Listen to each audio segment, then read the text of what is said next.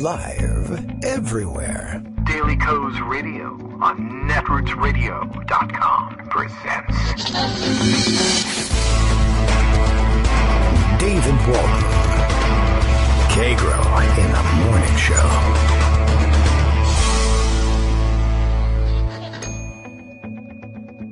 Now, here's David Waldman. Hey, good morning, everybody. How you doing? It is Tuesday, February 6th, 2018, and I realized, I think just about a second ago, one of these stupid things that just occurs to you, and you're filled with horror and dread, and then you realize it doesn't matter very much. But I wonder if it was unsettling yesterday. I didn't do my usual opening yesterday. I didn't tell you the date. I didn't do the whole warm-up spiel, and I guess that was because, of course, things were thrown off-kilter by the off-from-school-ness of the day. Kids are back in school today with weather headed in again tomorrow, so look out for another day off for the kids. Yeah, I never had it so good when I was a kid, but then again, we had infrastructure. They taxed us, and we bought snow plows, but then we moved to a different area, and they think it doesn't snow here. It does, and they're not ready for it, but okay. Anyway, moving on, we are ready for today's show in the sense that we are here, and the time has arrived for it. Bill is ready for it as usual, and I missed his tweet yesterday because of my being all manic and crazy and whatnot. And what do we got here today? Let's see. Bill tells us America's #1 Daily Co's Radio is live now. Kagro X promises. Wow, okay. This is getting better and better, and you got to clap for it or else it's treason. You know about that. If he doesn't make you yell, "Oh my God, that's so effed up," at least every 5 minutes, you get your 2 hours back. And it's that's a lot of oh my God, everything is effed up. To fit into 2 hours, man. All right, well, we're ready to roll, and I think it's true, and pretty much, I don't even know. I don't even know where we're going. I have no idea today. Everything is, it is pretty much effed up, and, we'll have to look in on it and keep tabs on things. I think we did mention yesterday, of course, probably during Greg's roundup, that, yeah, it's true. The president actually, again, this time, like the rest of them, when he gets caught out on things like this, he likes to say I'm just joking, I was kidding. This morning's excuse for it was tongue-in-cheek when he was calling the failure of Democrats to applaud vigorously enough for him in his State of the Union address treason, and I can see it. But he tends to do this thing, and it is kind of weird that no one wants to regard it as a strange brand of humor. He's not a very funny guy, and so that's probably one of the reasons why it's not all that feasible excuse. 2, he's the president of the United States, and you should be careful about what you say. That leads us to another story. But 3, just generally speaking, it's been used too often as an excuse by everyone. Rush Limbaugh and others, as others have pointed out. Apparently, it's actually like a well-known or frequently taught recruiting technique or trick for recruiters to some of the more, let's say, deplorable organizations out there, including the Ku Klux Klan, that if you get caught out by somebody who says, "You're trying to recruit me to the Klan, that's horrible," or "That thing that you said is completely out of line. Oh, well, I was just joking." And it apparently buys you enough time to escape. But yeah, watching what you say as President of the United States, actually sort of an important thing. Don't know if you noticed yesterday, but biggest one-day drop in the Dow Jones Industrial Average ever, I think. And we ended the day something like down 900 points. That's after ending down, 500 or 600 points on Friday. So a good 1,500 point drop over the past 2 days of trading. But don't worry about it because, of course, you know how it is. You can't lay the behavior of the stock market at the feet of one particular person, much less the President of the United States. We're all cautioned about that. But I'm thinking I might take exception with that, actually. Normally, we don't do this sort of thing, and normally, I watch a lot of people observing quite correctly that, Republicans do this all the time whenever they can grab credit for it, and Democrats tend to avoid it. And then when things reverse on a Republican, after having spent, let's say, the first year of his presidency insisting that he was personally responsible for every rise in the stock market, then when it drops, you have to own it. But of course, in order to make Republicans own it, at least part of that task falls to Democrats to say, yeah, they own it, they did this. And Democrats are loath to do it because they understand that normally that doesn't really make a great deal of sense, that it is just foolish for Republicans to be bragging on the gains, doubly so because they won't take responsibility for the losses. But even without that, even if they did take responsibility for the losses, I don't know. It doesn't make any sense to pin the behavior of the stock market to the behavior of the president because, though, I think this is the problem. We're trained to think this. And we think it because normally, and this is not normal, normally a president doesn't do or say the sorts of things that Donald Trump does. Donald Trump does all the things that other presidents typically of both parties studiously avoid, or at least do their best to avoid. He, on the other hand, not only doesn't avoid them, but he goes in the exact opposite direction. This president picks targets in the market for punishment, for reward. This CEO said something nice about me, and you should all buy his product. Or my daughter owns this product, and you should all buy this product. Or this particular CEO or this company was mean to me, or they discontinued carrying my daughter's products, or whatever. And he gets himself and his people on TV to say so. And they target companies, and I don't know how effective the targeting is, but between that and just the various big-mouthed things he spouts off, countries he's going to punish on trade, things he thinks that are unfair on trade that sometimes aren't, actions he's going to take against various companies for moving their operations overseas. You can't do all of this stuff and say I have nothing to do with the stock market and claim credit for its rise as well. So, in my view, though it is rarely sensible to pin these things honestly to a president, this one, it might be different. This one, I think you might have a case because he doesn't behave like normal presidents do. He isn't careful. He isn't circumspect in his words about the market, about individual players in the market. And he's also not been particularly quiet about his desire in the past, anyway, for a stock market crash.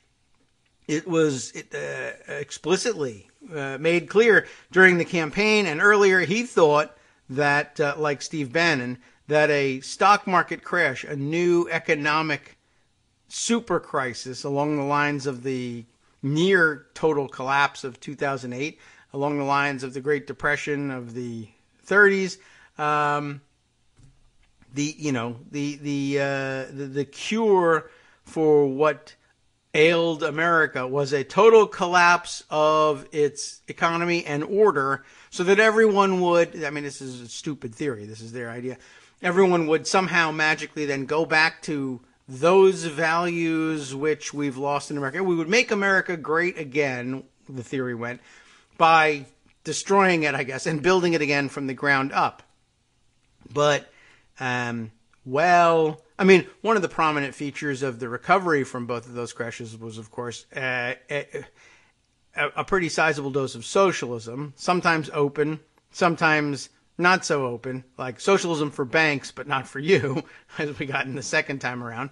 But, whatever. I'm sure we'll be getting back to those values that made America great again, like the Civilian Conservation Corps, Works Project, Progress Association, all that really great stuff that would now be denounced and was then denounced as socialism.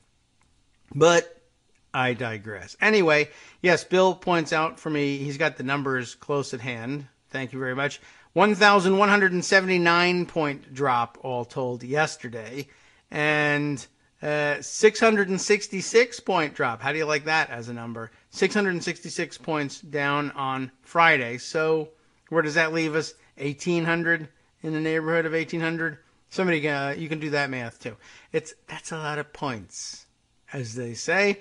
And so far, no reaction to that from Trump, and I'm not sure you're likely to see one. I did see somebody point out this morning that I don't know how far back this really extends, but this person's observation was that for the past 14 months, now I would think it was probably a lot longer. I thought this was just standard on all the 24-hour news channels for their morning stuff anyway. For the past 14 months, Fox News has constantly run a stock ticker down at the bottom of its screen. And this time, for the first time in, well, according to this person anyway, 14 months, they were just unable to find room, I guess, for the stock ticker today. No real reason why. Can't really figure it out, but apparently no longer interested in the stock market. So, well, there we go. All right, let's see. What else have we got here? Some reaction Marianne has from the Morning Post, not the Washington Post, but my stupid Morning Post that says, hey, we're going to be on the air in a few minutes. Agreeing, but disagreeing with the Morning Post. Hey, man, I just need something to say in the morning. But you're right. I had said this morning that, just sort of making one of those fun, common political references by saying, hey, it's just me, or is it getting hotter in here? What's this frog doing in my hot tub anyway? Oh, well, he's not leaving, so I guess I'll just hang out here for a while and see what else Trump does. Waiting around, but of course, Marianne providing for, some critique here, right? I agree, but the tub's been rising, the tub temperature anyway, been rising for a long time now, right? It's rising higher still, and all these frogs need to be cleaned up. Yeah, well, I don't know.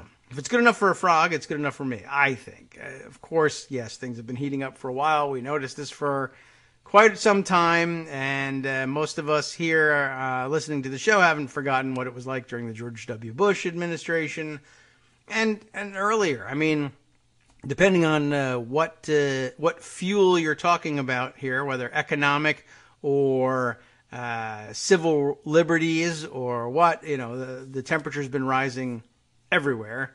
So, yeah, since people have been passing around those fun charts about the widening gap between worker productivity and actual compensation for your work, concentration of wealth in the hands of the wealthiest, and how much or how little of the scraps are left for the rest of us, all turned on a dime in 1980 or so. Gee whiz, what do we learn from that? Sure, that heat has been rising. And of course, the disrespect for our tradition of civil liberties since 9/11 is a totally different story. But one that is, of course, intimately wrapped up in all of the changes that we've experienced since the Reagan Revolution. Thanks for that revolution. That one kind of sucked. Okay, let's see. Today's a good day, perhaps, to dive into Pocket and pick things out in reverse chronological order in which I added them to Pocket, basically. No particular measure of their importance necessarily.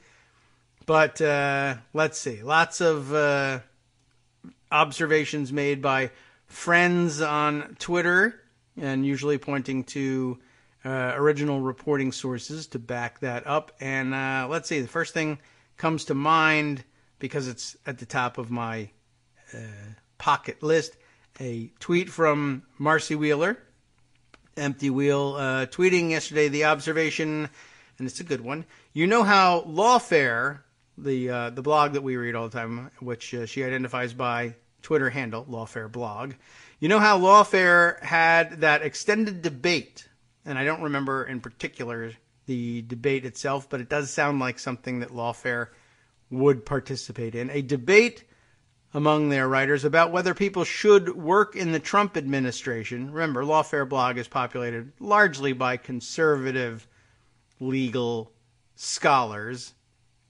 and we have to remind ourselves of that every once in a while when we read their critiques. So they had an extended debate among their writers about whether people should work in the Trump administration, with the pro-Trump administration argument being that you would be on hand to document the atrocities. You could show badness as she puts it, as Marcy puts it. You can essentially reveal the wrongdoing. You'd be on hand to do something about it. Well, this news comes as, let's say, zero surprise. I think Rishikoff, last name of one of their writers, took the pro side and therefore found himself working in the Trump administration. And guess what? With the mission, I guess, of showing badness along the way, he's now been fired from his job. This evidenced by the tweet of Carol Rosenberg, to which Marcy is referring here, a reporter who covers the Guantanamo Bay goings-on for the Miami Herald. And she tweets this news that the Secretary of Defense has fired the Guantanamo War Court Overseer, as she puts it in the Miami Herald.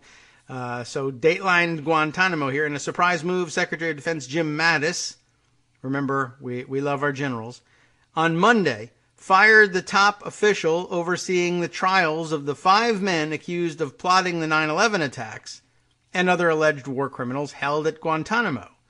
Remember, so this is somebody, Harvey Rishikoff is his name, who took the job in the Trump administration of overseeing the adherence to constitutional principles in the war tribunals in Guantanamo Bay, with the idea in mind that, when things get really hairy, if we really stray from the Constitution, I can point these things out and put the administration back on the right track. Sure you can, Harvey. You're fired. So that's an interesting twist on things. Let's see if we can't figure out why, because I don't think they actually explain themselves, but let's just run down a few of these paragraphs at the very least to get a flavor for what's going on here. It was not immediately known what caused Mattis to dismiss Harvey Rishikoff, an attorney with experience in national security law, who, unlike other earlier war court overseers, and that's not an official title, but that's as descriptive a title as you can give it, I guess, had no U.S. military experience. Okay, so other war court overseers probably experienced in national security law, but came from the military world, or at least had a military background, and Harvey Rishikoff did not, which is probably a good idea, just in terms of balance, right? And somebody who'll come at things more from a civilian court perspective and say, well, let's do what we can to mirror civilian court procedures, even though, yes, it's a military setting. It will probably keep you more honest if you do that. There's plenty of military advocates around to argue for that side anyway. So, Mattis named Rishikoff convening authority for military commissions on April 3rd. That not capitalized. I wonder what the actual title is, and might it be in here's a document is linked to here. Let's see if there's in this document they actually capitalize it, so I guess that's it. That's the title: convening authority for military commissions. Wow. Well, that's an interesting title. Anyway, Gary Brown, the legal advisor for military commissions, also lost his Pentagon job. How do you like that? He was temporarily replaced by 2 lawyers from his staff. So, just a small, alarm bell here. I guess the top 2 people in charge of making sure that, the Constitution is still a thing in Guantanamo have been fired. No one really knows why. The decision had no impact, of course, on ongoing war court proceedings. We don't need that thing. That's stupid. That, according, though, to Tom Crossan, a spokesman for the Department of Defense, no impact on ongoing war court proceedings because Mattis designated the general counsel at the Defense Logistics Agency, Jim Coyne, as acting convening authority. I don't know whether that really had no impact or not, but in terms of there being a warm body in the requisite seat at the tribunals, I guess they found another person. And probably a relatively competent person. I mean, general counsel at the Defense Logistics Agency. It's not just anybody. It's just not the person that they said they were going to have do the job, probably because he held you to account, but I don't know. The Office of the Convening Authority is responsible for approving cases for trial, plea agreements, reviewing convictions and sentences, and resourcing defense teams. Coyne's LinkedIn page says he's a retired Army colonel who has worked for the Department of Defense both in and out of uniform for 37 years. So they went back to the military structure on that. He got his law degree from the University of the Pacific in 1980, a year before he began service. Upon his retirement in 2008, he went straight to work for the Africa Command from Germany and returned to Washington, D.C. in 2010 to work at the DLA, Defense Logistics Agency, which he describes as a, quote, combat support agency. Well, I guess it sort of is. So I don't know why that's in quotes. I think that's true. So, okay. He became general counsel of the DLA in May of 2016. So, yes, under the Obama administration. So, a long-time military functionary, but a functionary nonetheless. Crossan said the two men were removed from their jobs on Monday. Mattis rescinded the designations of Rishikoff as the convening authority for military commissions and as director of that office. Additionally, he said William S. Castle, acting general counsel, rescinded Brown's designation. That Brown's? Did we even mention a Brown? Coyne was the guy we were talking about. Who's Brown? That's person either not identified for whatever reason, or they meant Coyne. I'm not certain why that would sneak in like that. Rishikoff has been responsible for several recent controversial decisions, including, maybe this helps explain things, suspending the contempt of court sentence of the Chief Defense Counsel. Let's listen to what's going on here. You got the Chief Defense Counsel is being held in contempt of court. Not just anybody, by the way. He's Marine Brigadier General John Baker. So the Defense Counsel, a general, contempt of court. Well, Rishikoff, I guess, disagreed with it and suspended the contempt of court sentence.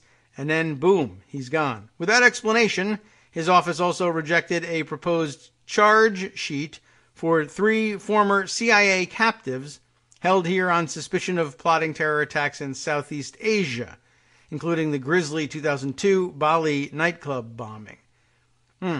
I guess the administration quite keen on charging them with that, for whatever reason.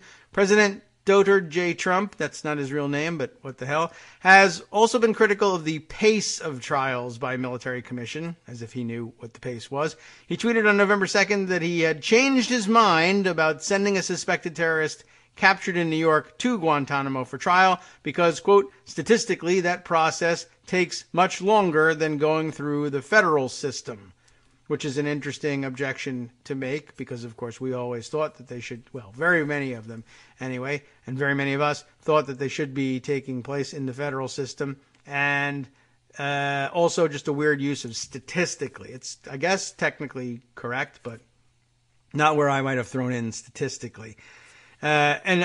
Chances are that if you look at the morning programming on Fox and Friends in the early morning of November 2nd, 2017, you will find something about on the order of a complaint about the length of time that it takes to get someone to trial in Guantanamo, and so that therefore the New York City terrorist that he refers to should be sent to the federal system instead, because there's no way that kind of thought or information or backing data was in the mind of Donald Trump at that point or any point prior to that point or any point since, I promise you.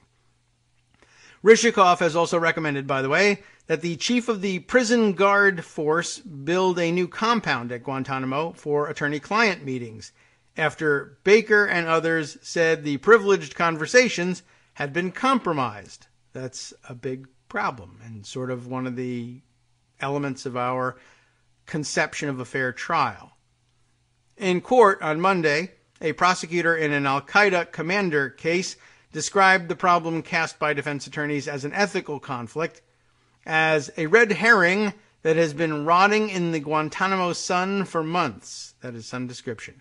Questioning whether somebody was eavesdropping on privileged conversations is a speculative tactical decision by the overarching defense organization led by Baker, prosecutor Vaughn Spencer argued. Defense attorney Adam Thirschwell replied, "It's some other kind of fish, and it stinks, and it's there and has to be resolved." I don't think anybody cares what kind of fish it is, but red herring has some special meaning. The commissions have been clouded by uncertainty since the entire civilian defense team resigned, by the way, from the USS Cole death penalty case, leaving an inexperienced former Navy SEAL in court to defend alleged bombing mastermind Abd al-Rahim al-Nashiri.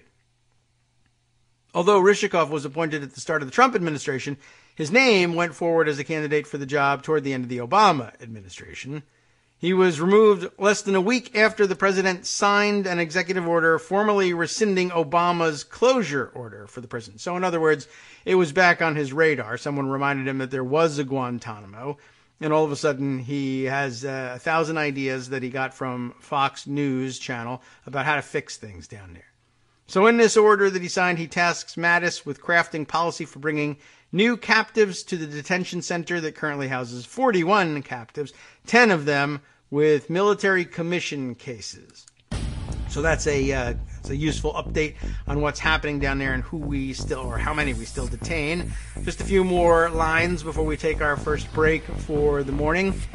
The decision also comes 2 weeks before a captive turned government witness is due to return to Saudi Arabia to serve a terrorism sentence under a plea agreement worked out during the Obama administration and approved by an earlier convening authority. I guess he couldn't get that one reversed and wants a new guy to do his bidding. We'll find out after this. Hi, it's me, David Waldman, your host for Kagro in the Morning, interrupting this little break to say thanks so much to all of you who are contributing supporters of Kagro in the Morning. Thousands of you are downloading the show each day, but fewer than 1 in 25 regular listeners are donating to help keep us on the air. For the money you'd spend on a single 3-minute iTunes song, we bring you 2 hours of great news and entertainment every day, 5 days a week.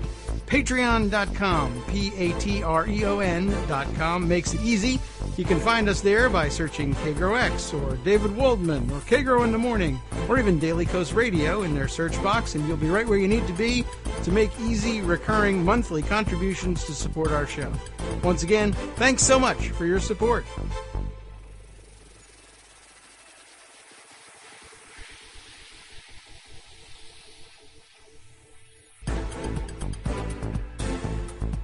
Welcome back now to the Kagro in the Morning Show here on Netroots Radio. Very much to catch up on. Let's finish up with this article. It's one of these ones that I don't know whether it's worth continuing all the way to the end, but every once in a while, I think an article like this turns up some interesting surprises. I think we get a better sense with some of the other less specialized coverage and less specialized issues, a good sense of when to cut things off, but I get the sense we'll learn just some interesting bits and pieces as we conclude this thing. And there's not that much more. For instance, the interesting news that as we mentioned on our way out, this decision comes 2 weeks before a particular captive turned government witness was due to return to Saudi Arabia to serve a terrorism sentence under a plea agreement worked out under the Obama administration, which obviously sucks because it was worked out under the Obama administration. You know how this Trump administration works. And I don't know, I guess they were not able to put a stop to it or didn't feel confident that Ryzhikov would do their bidding on this one.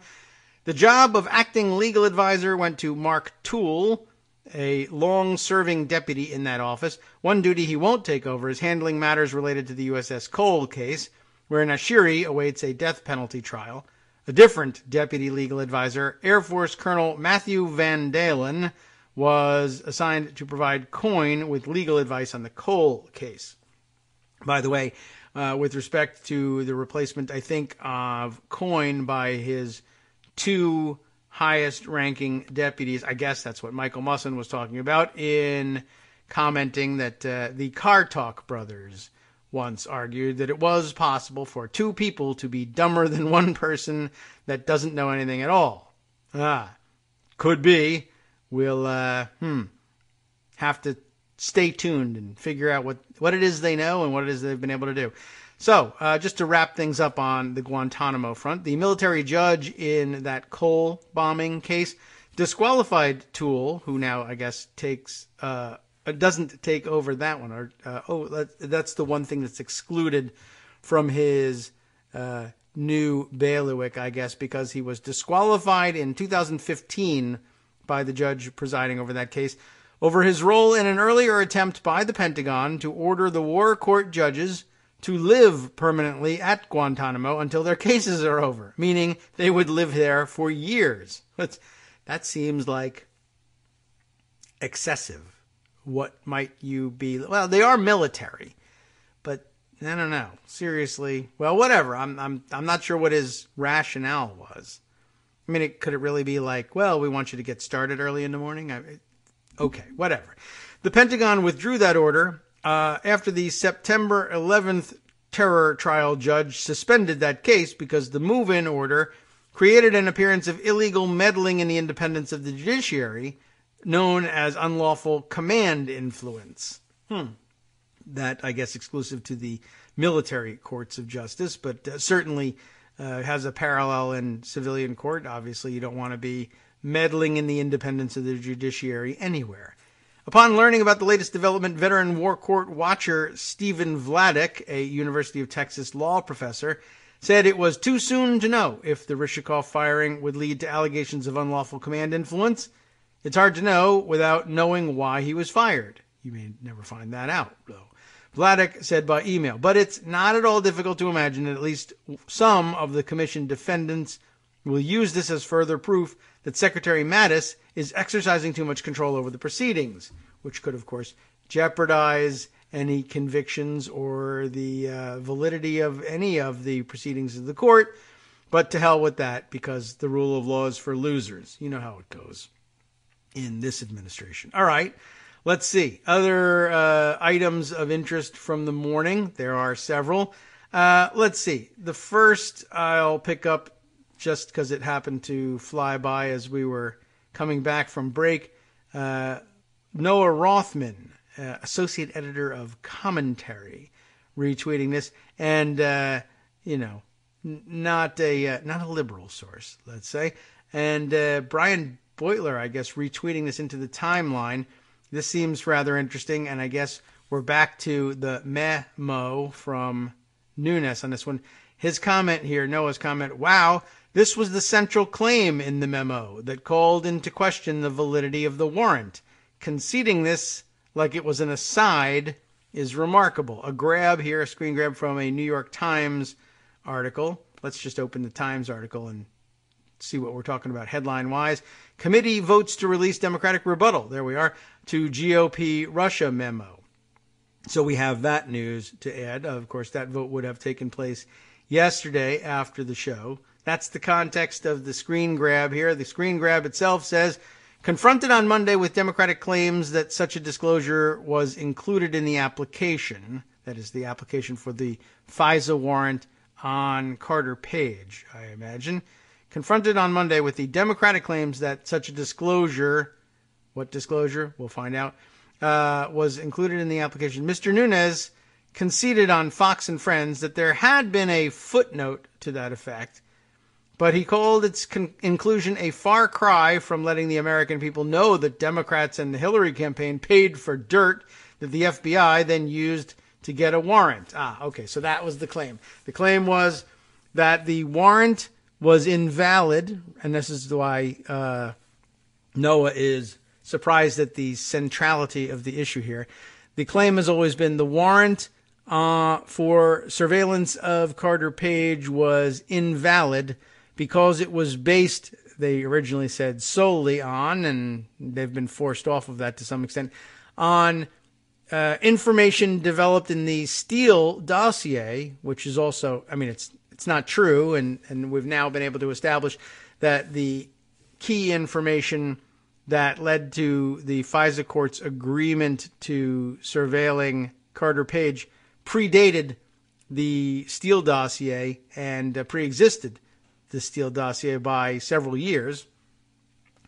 They now concede that, one, it wasn't in fact central to it, but then they fell back on the position of, well, the FBI lied to the FISA court by not disclosing that the corroborating information developed in the Steele dossier was paid for by Hillary Clinton and Democrats seeking dirt on Donald Trump. And that was always an odd position to be taking. I mean, for PR purposes, it seems to work. But as we read, I think, mid last week, and I think also from Lawfare, their writers pointing out, if we didn't read it, I'll dig it up. But if we did read it, then it would be moved from Pocket to my archives. Perhaps we can find the same article and share it again. But pointing out, yeah, there's no real prohibition on that. They say it like that's a legal precept, and that well, if it comes from a biased source, it can't be the basis of a warrant of any kind. But in particular, they thought, for some reason, a foreign intelligence surveillance warrant. They're easier to get, generally speaking, I think. I mean, it's always been rumored that the FISA court was particularly easy to get agreement out of for a surveillance warrant. And that might be true, although I've also heard varying countervailing thoughts like, well, yes, for one thing, the people seeking warrants at FISA courts are pretty organized federal agents that are fairly adept at putting their pleadings together and just rarely miss the mark. And two, of course, you're talking about, a surveillance warrant versus, a warrant for somebody's direct arrest or bringing indictments right away for, and in various criminal settings. And, of course, varying levels of skills among the law enforcement applicants for various warrants in front of various courts and various levels of skill in deciding on those things by judges. So it's a pretty closed loop and a professional cadre of people who are used to such things. And it may be that they becomes routinized and they simply rubber stamp everything, or they could just be really adept at putting together relatively solid warrants. And then again, there's also the subject matter. It's not a death warrant. It's not a warrant for arrest. It's not for seizure of property. It's for surveillance, and that's not quite as dangerous as some of the other things you can get warrants for. And of course, in the foreign intelligence setting, you have typically far less sympathetic targets and defendants there too. But anyway, the argument, I guess, that they fell back on was because the information used to support the application for a warrant was biased, and bias is a bad thing to have, allegedly. I mean, there's other kinds of bias, of course, but they're counting on that ringing in people's ears. Bias, you can't have that. You got to come at things fairly and objectively. But when you're seeking a warrant against somebody, you are coming at things with a bias. Biased sources don't render warrants invalid. You can make certain claims. You can fight the warrant. You could say that the person is acting in bad faith or very likely lying because of their bias. But the fact that they have bias, it's not an issue. It doesn't come up. Of course they have bias. They're a witness in a case. That's the whole point of their being there. You can examine other motives, but the bias doesn't really help you. And of course, it wouldn't help them much in this case either. And now they're just conceding it anyway, because the argument was you were biased, and the way the bias manifested itself was in the warrant application. The FBI failed to inform the court of the role of Hillary Clinton's campaign and Democrats in general in the late stage funding of the work that became the Steele dossier and Fusion GPS's work. Only the huge problem with all of it, we've gotten through all the nuance. The big problem is that didn't happen. They didn't withhold that from the court. They told the court what the source was and notified the court about that background conflict, which might possibly rise in the eyes of the court if they chose to view it this way. to some sort of impermissible bias. But no, they saw it, they read it, they said, not only does that not matter, this doesn't rise to the level of conflict that would compromise the application for the warrant, so goodbye. But he now says, well, okay, they did say it, but they said it in a footnote. As I was wondering about what the rest of this Twitter chatter was about this morning, that apparently they were making fun of Nunes for arguing about font size, and I guess this is it. It was in a footnote. That's smaller print, so that doesn't really count, and bias. Well, so much for that. I guess that has collapsed. Let's see. Other things of note, I did happen to see that Jamil Bowie was noting this, and lots of others were.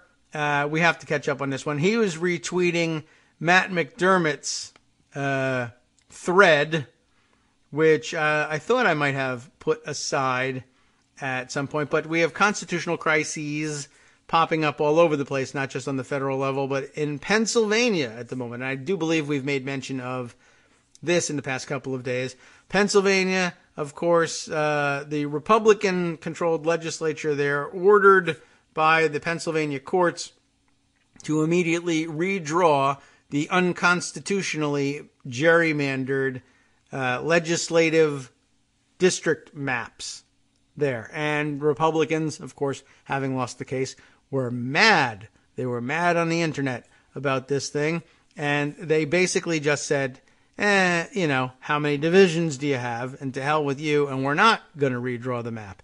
And I guess this had happened at some lower court level. The Supreme Court of the state of Pennsylvania, the Commonwealth, I think, of Pennsylvania, aren't they a Commonwealth? Has spoken. And their response essentially is, what the hell are you talking about? Get to work. You need to redraw these maps. There's no, I don't care what the courts say. You have to do it. So the response this time, of course, from the Republican legislature is, I'm still not going to do it, because something so unmuscular as a Supreme Court decision, to borrow from the wording of Glenn Greenwald in the post I referred to the other day, in which he accused me of having remember this? I was grousing about this. It's like 50 years old, this thing. But I was grousing about this at the end of last week, that I had a cartoon super villain view of Republicans and how they would regard things, as he said, so unmuscular as a Supreme Court decision. It's not the Supreme Court of the United States, to be sure, but it's the Supreme Court of Pennsylvania. And they just basically say, well, we're not going to do it. Just no. And when you confronted with, well, you're going to have to, it's the state Supreme Court. You got a huge conflict here between the legislative branch and the judicial branch. How are you going to resolve that? It's a constitutional crisis. They said, by creating another constitutional crisis. They're only the state Supreme Court so long as we agree to let them stay the state Supreme Court, after all. What if we impeach them all? And then we don't have to listen to their order. Of course, the order's been issued, and although I assume it would color the judgment of a new Supreme Court if there were, say, a legitimate impeachment of an entire state Supreme Court and a replacement, I don't know how bound by the precedents of the previous, now impeached court. I don't know how bound they would feel by those things, but of course this would be something of an illegitimate, I would say, impeachment. Matt McDermott commenting, a remarkable subversion of our democracy continues in Pennsylvania. After losing their fight at the Supreme Court, Republicans are now threatening to impeach members of the state Supreme Court who found the congressional map to be an unconstitutional gerrymander. Not the entire court, just the ones they don't like. And, I almost want them to bring it on at this point, because, quite honestly, it would be great precedent for a bloodletting that would absolutely be necessary once Democrats retake the national legislature. Fingers crossed that it can happen soon.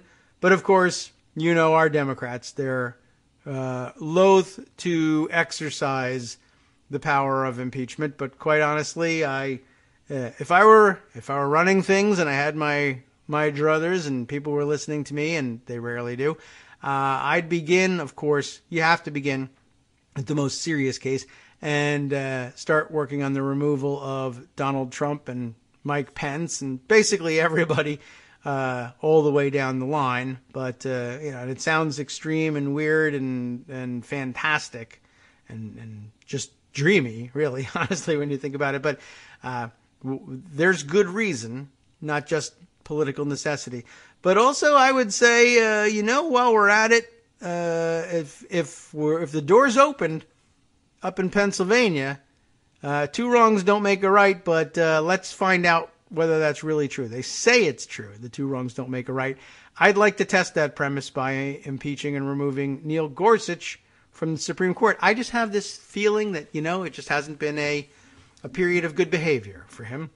It would, of course, be super dangerous and horrible precedent because, of course, it would jeopardize the lifetime appointment clause and the provision for, of course, the supposed to preserve the independence of the judiciary. But I don't know, maybe even Armando might argue that's long gone. The independence of the judiciary is a fiction, always was a fiction, always was a figment of our imaginations, and becoming less powerful figment, let's say, every day, less convincing anyway. But maybe we need to have a broader definition of what constitutes periods of good behavior for not only Gorsuch, but probably several dozen other members of the federal bench seated elsewhere under this administration. So something to keep in mind, a long-term project we can get back to work on. Let's see. Other stories of great interest here. Yes, Bruce McFarland had sent this to me, and a couple other people have made mention of this thread and thought it was a particularly poignant one. So let's bring this one up. David Roberts had put this one together, and I think it's something we have thought about, and we've certainly touched on it over the past several days, weeks, months, and we've seen a lot of reflection on it. And again, Brian Beutler ends up in the mix. I believe he retweeted this one at some point as well, and even offered up one of his own latest articles to make the point that he had, in fact, made the same observation and was doing his best, his level best, to avoid the same problem. Roberts begins this way. With the Nunes memo, the GOP deliberately used journalists as tools to confuse and mislead the public. That is, so getting right into the very heart of the memo and the PR campaign surrounding it. It wasn't a memo offered up to inform, but rather to confuse, and journalists ought to treat it that way. We should stop accepting as a given the premise that both parties or both sides are acting in good faith. It's just not true with respect, certainly, to the Republican Party. So with the Nunes memo, the GOP deliberately used journalists as tools to confuse and mislead the public. Conservatives have been doing that again and again and again for my entire adult life, Roberts says. They lie. Journos and he said, she said, construction comes up again. Journos, he said, she said, the lies. That is, we're going to make a verb out of that. He said, she said, all the lies in this story and everything others. Long after it matters, though, the truth dribbles out. It's been going on for so long, the same cycle of lie, controversy, correction, that we've become numb to it. It's just a thing that happens in U.S. politics. Its rhythms and beats as predictable as a network sitcom. Even this very critique that he's making right now has become a tiresome part of the cycle. Arguably, journalism is doing a little better in the Trump era. At least the cycle is getting shorter, but corrections still rarely matter. Conservatives take the appearance of the controversy in the mainstream media as a sign that their side is legitimate. It's all they need to make it gospel. Right? All they need to get, this is a good point to sort of point out some of the interesting dynamics of it. You get it and all, but I think you can boil it down to this, is if they can succeed in getting the media to concede that there is at least an argument, or at least, even if it's no good, it's being made. They have to say, the journalists feel like they have to say, this is what Republicans are saying, or they defend their position this way, or they attack the Democrats on this basis. This is what they're saying. That is news. But conservatives in the argument tend to lean on the fact that it makes print as validation of the argument, not simply a cataloging of the argument, but a validation of the argument. And that's just something, I don't know, that's like a natural thing to us. We've been conditioned to understand that things don't get printed in the paper unless there's some backing to it, some validity. We keep hearing about, I can't run this story, I only have one source, right? Well, this is very different, of course. Even if you have, how many sources do you need for a quote? One, right? But he's willing to go on record. Or occasionally you have people who say, well, I spoke to a source. I spoke directly to him and he didn't want to be put on record, but this is what they had to say. You don't need to source a quote like that with, finding something. Did that person say that? I don't know. He told it to you anonymously. How could I, it would be impossible to validate that.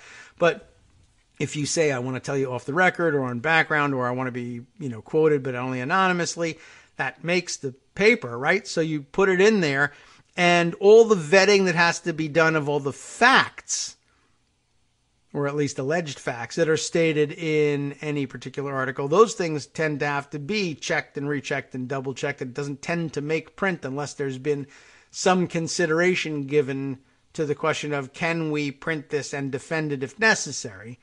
But it's not the case for quotes outlining supposition or just imaginary BS made up by, a source who, whether they want to be directly quoted or anonymously quoted, doesn't matter. They say it to a reporter. A reporter, if they feel like it's important to the story, is going to be able to go ahead and use it. And it appeared in the same print, in the same column as the rest of all this other vetted stuff. And so therefore, hey, it's been vetted, right? And nobody thinks that through. Well, we do, but most readers just say, well, it's there. And that's all we really need. And even if they never perform anything like the mental gymnastics involved, they just come away with the impression, look, it was said, it was quoted, it made the papers. Yeah, I understand it might not be right, but the point is, as a starting point, it's on a par with the rest of the facts in the article, even though it's an entirely different sort of content. Anyway, we continue with Robert's tweet storm here, having just read this number 3 in the tweet storm, the second half of which was, the corrections rarely matter. Cons take the appearance of the controversy in the MSM, mainstream media, as a sign that their side is legitimate. It's all they need to make it gospel. That's a little bit, even a slightly different bent on things. Conservatives who weren't party to the backgrounding of the article, the sourcing of the article, just your rank and file conservatives at home. I think this, or I heard it argued on Rush Limbaugh or Fox News Channel, or tweeted by, Reddit tweeted by Donald Trump. And now here it is in print. That's all I need to validate it as legitimate. When all it is, well, I heard Trump say it, and now here's a report saying that Trump said it. But that's two independent sources now. They're corroborating one another. No, it's the same source in a different place.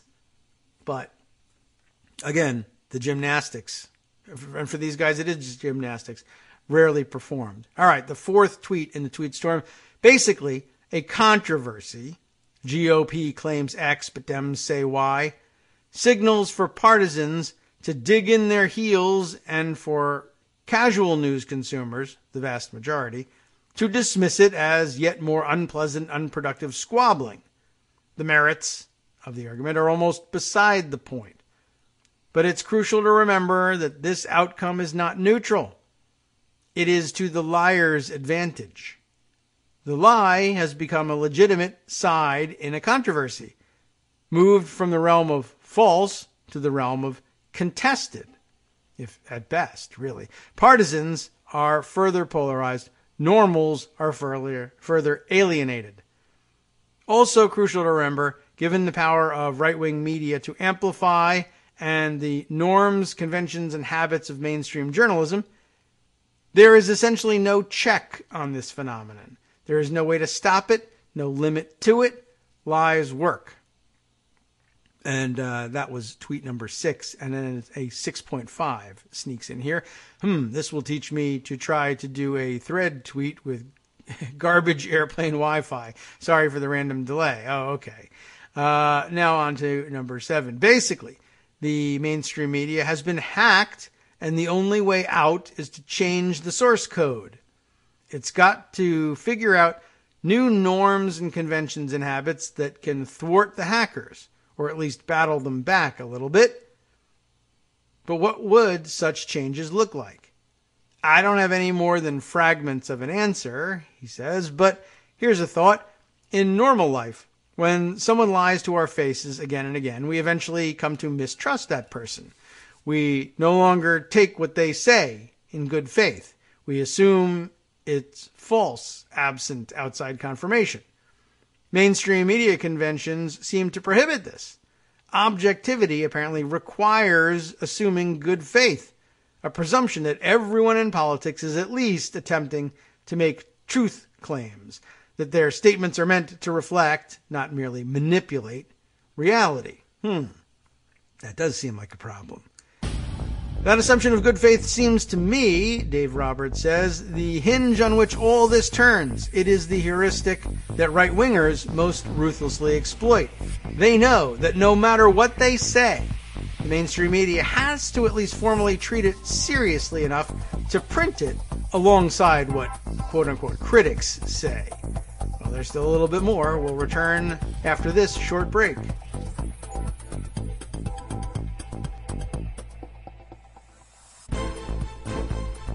Welcome back now to the Kagro in the Morning Show here on Netroots Radio. We've piqued Armando's interest. You know what that means. The rest of the show is covered.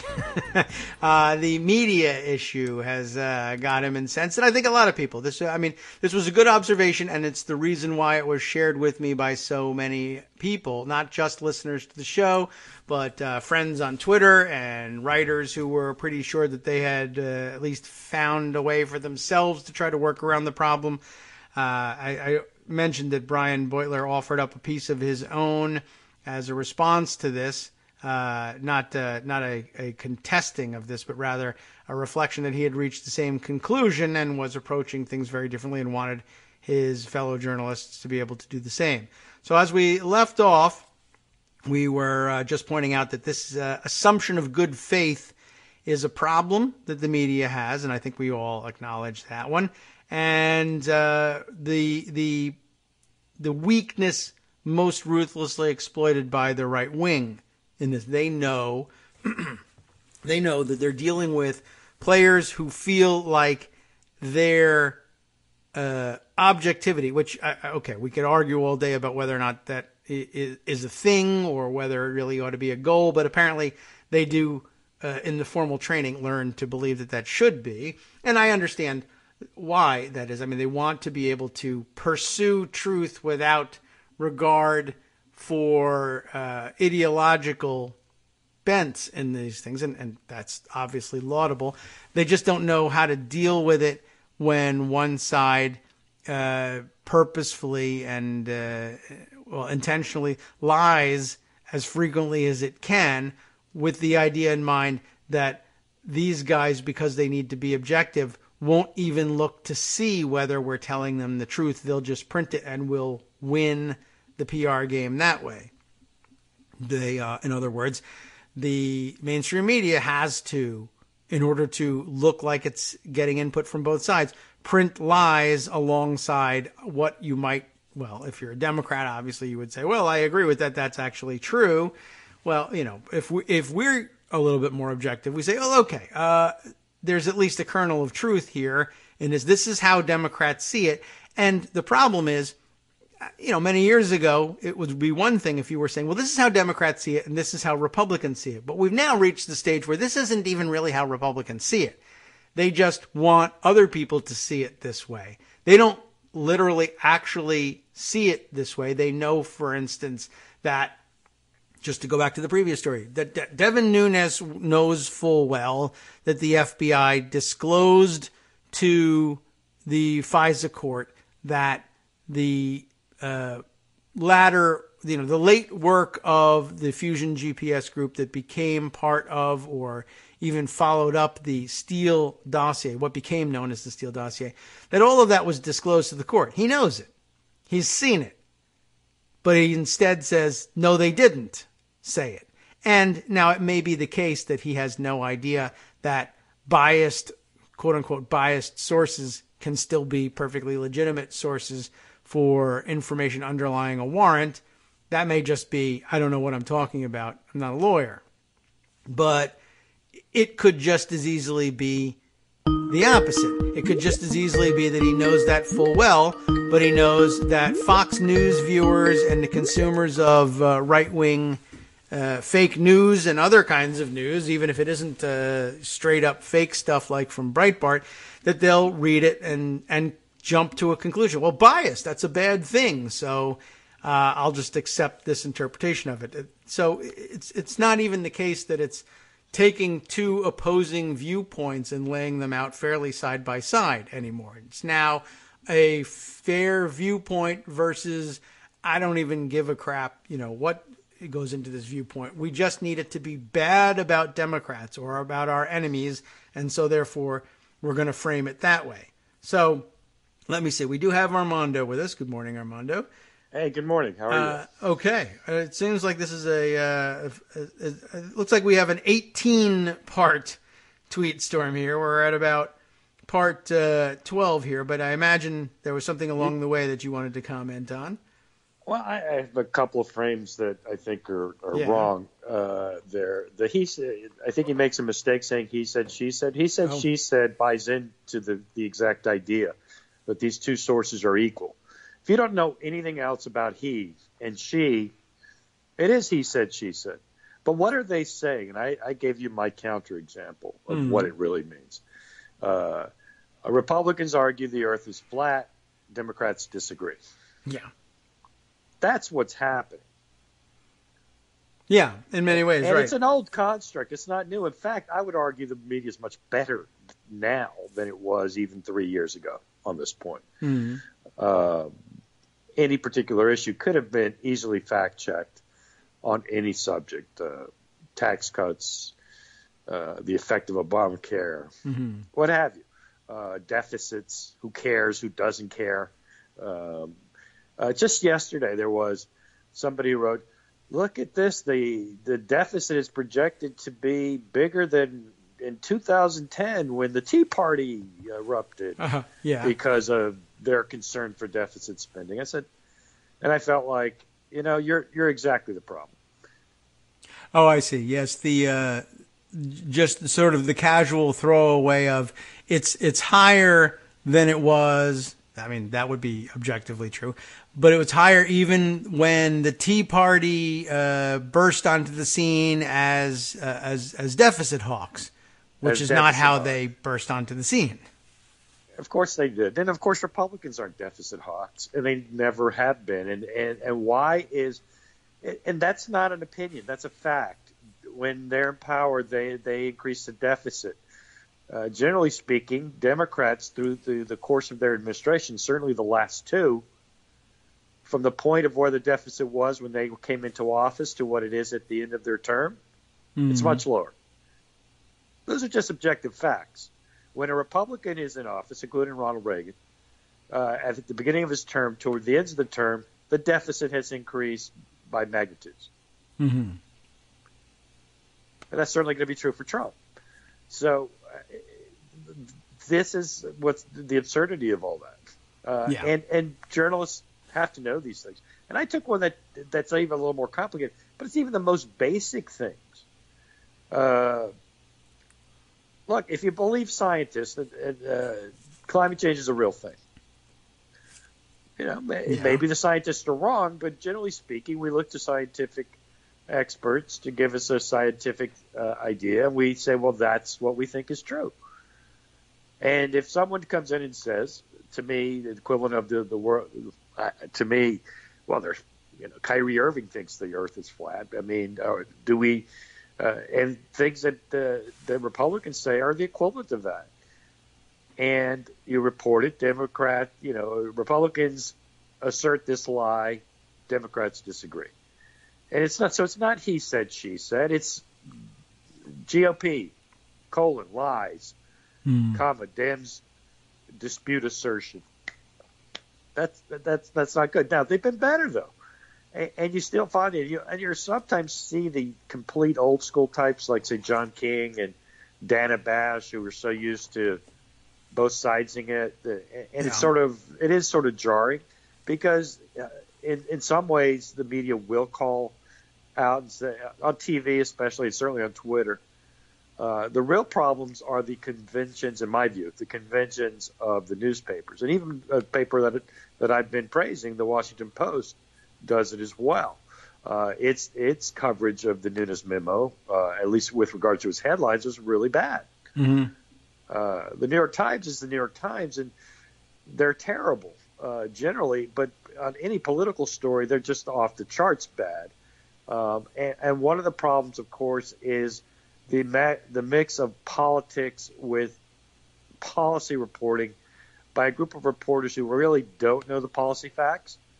And so they end up falling back on horse race. I mean, of course, the peak idiocy of this genre is Chris Cillizza, and we make fun of him and ridicule him. And I think our years-long campaign of ridicule has been successful. I don't think anyone really pays attention. We pay attention to ridicule him. We don't really pay attention to, what's Cillizza think about this? There's nobody that's actually thinking that.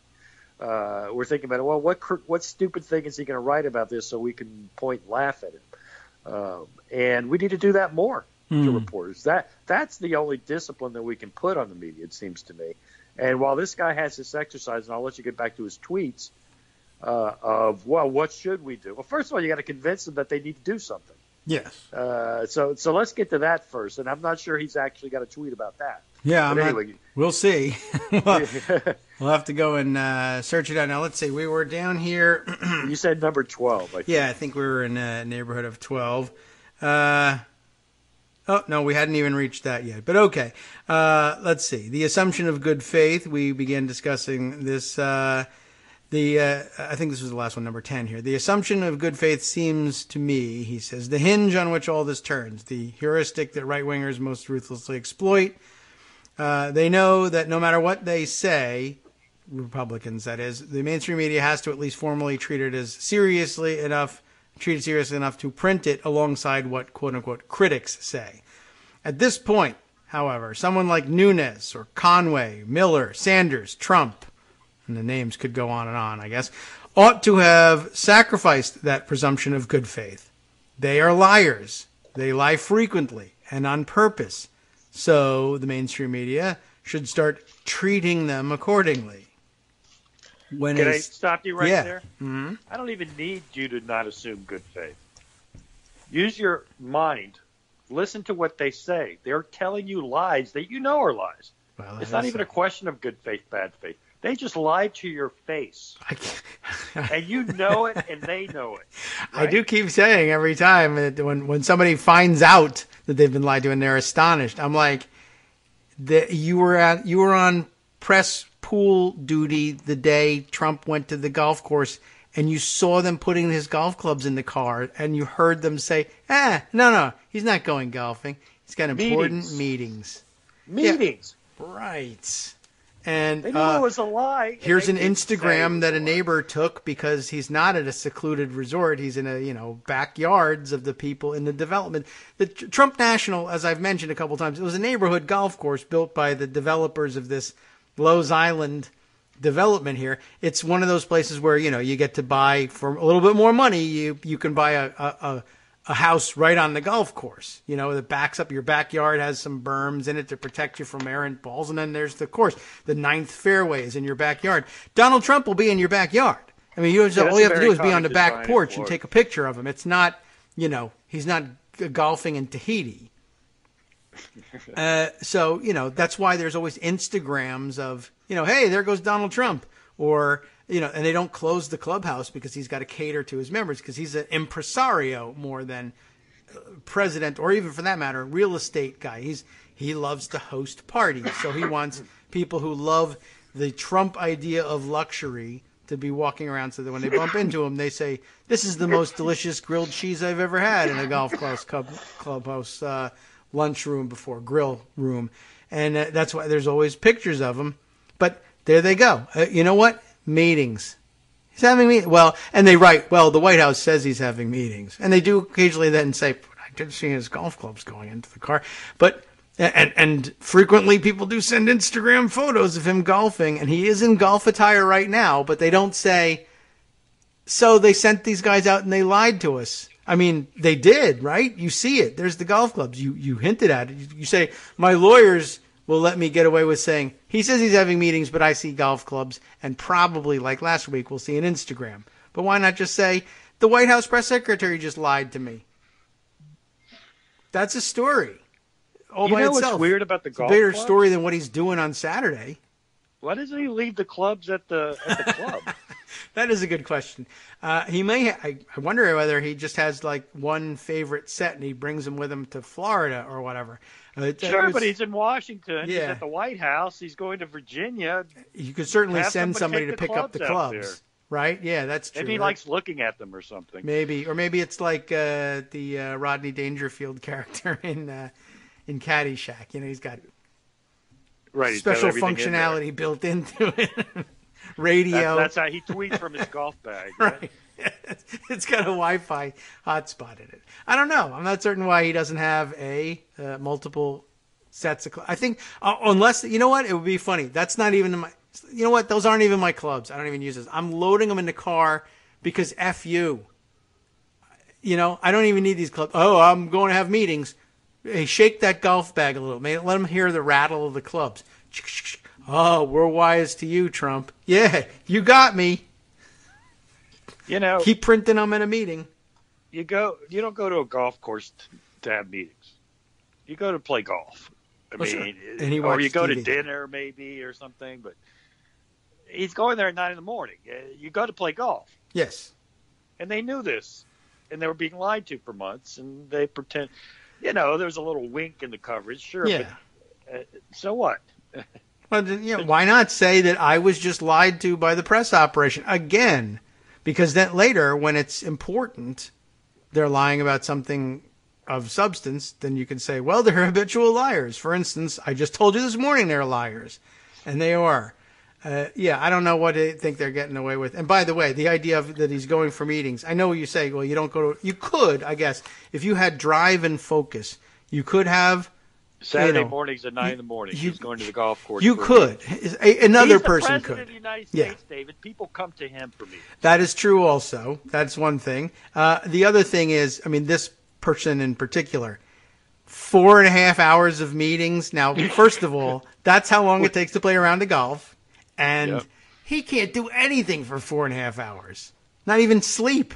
He wakes up in the middle of the night to tweet. Nothing he does for 4.5 hours. Meetings for 4.5 hours? No chance. Not at the White House, not at a golf course, nowhere. But anyway, so, I don't know why they don't pick up on that one.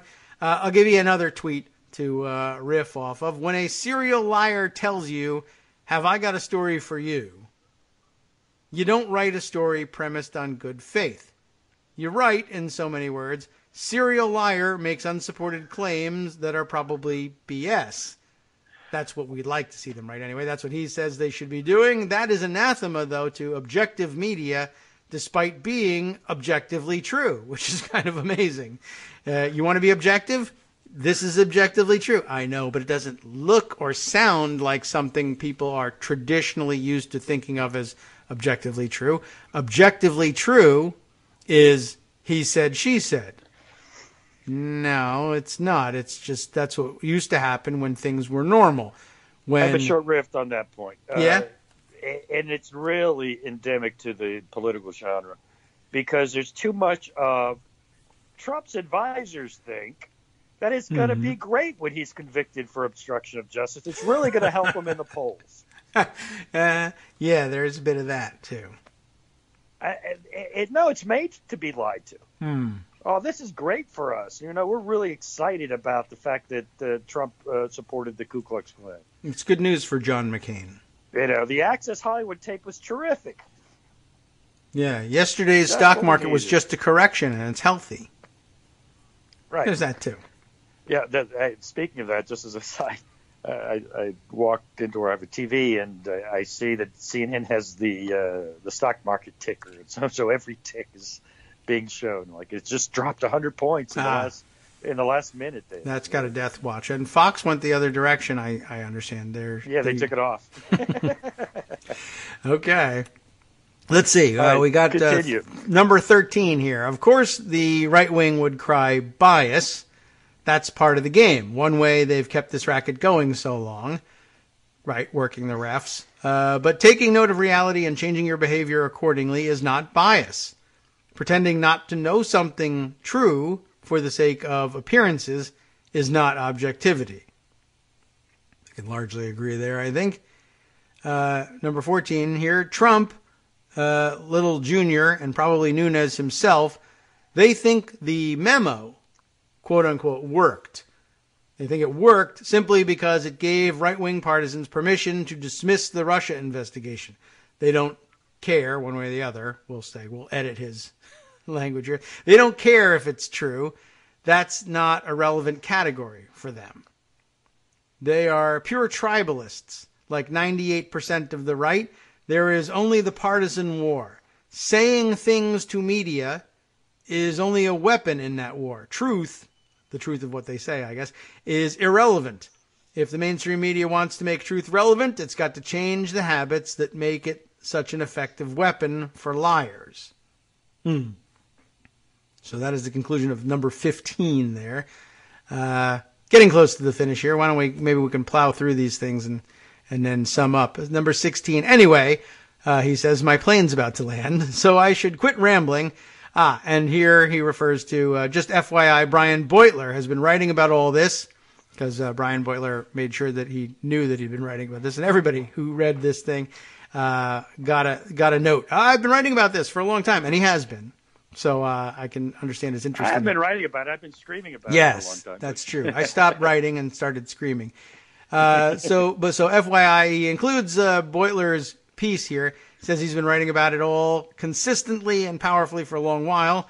For example, read this, which is, of course, the very link that Brian tweeted to him to say, well, look at this. Well, this is my latest, so fair enough. Titled, by the way. Yeah, Brian wrote a good piece on how flawed the coverage of the Nunes memo was. Mm-hmm. I agree with Brian in terms of the print. The conventions of the print, it goes back to my earlier point that I think Twitter and TV, the journalists are a little better. And I actually don't think that if you take that into account, the coverage of the Nunes memo was that bad. It was basically treated as at best, a partisan document. Yeah. And at worst, basically just, nonsense. And I think that really was a function of two things. Nunes himself, who is a discredited figure, and number two, frankly, Trey Gowdy coming out, of all people, the guy who actually saw the FISA application, saying it had nothing to do with the Russia investigation. And I think that really took the wind out of the sails of what they wanted to do. Indeed, I'm hearing that they'll probably release the rebuttal of the Democrats in order so they can do a surreply to the rebuttal, so they can take another shot at doing better than what Nunes did. Yeah, that could be. Right, they'll want to counter the latest release. I would say that certainly, I think, wraps up the heart of this tweet storm. The rest of it is conclusions, along the lines of, I don't really know how you fix this, but somebody has to come up with a solution. The journalists have to change the way they're thinking about things. And then an inclusion of the piece that Beutler was referring to and that he sent on here. The Nunes memo and a Saturday Night Massacre in slow motion is the title for crooked.com.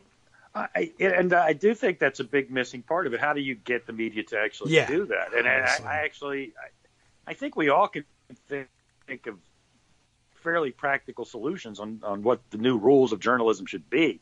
Mm-hmm. I think even journalists wouldn't disagree.